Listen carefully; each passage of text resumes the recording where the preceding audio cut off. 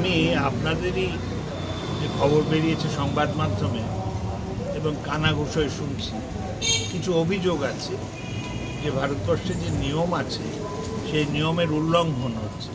নিয়মটা কি? নিয়মটা হচ্ছে নাগরিক কিংবা OCI, overseas citizen of India, তারা ছাড়া কেউ বিদেশিরা জমি কিংবা সম্পত্তি কিনতে পারে।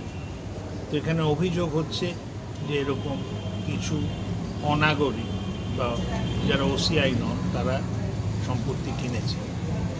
তো তাতে আমি নিয়ম মেনে চলার পর, যদি বিদেশিদের জমি কিনতে দেওয়া হয়, অনেক জায়গায় দেওয়া হয়, এখানে যদি সেই নিয়ম থাকে তাহলে কোনো আপত্তি নেই।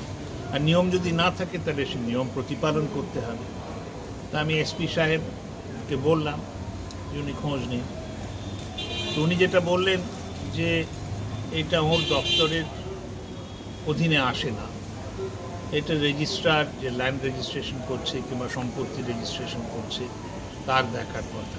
কিন্তু তাতেও উনি আমাদের দাবিতে উনি বললেন যদি কোনো নির্দিষ্ট অভিযোগ পাওয়া যায় যে এরকম একজন কিনেছে যে নাগরিক নয় কিংবা ওসিআই নয়, উনি খতিয়ে দেবেন।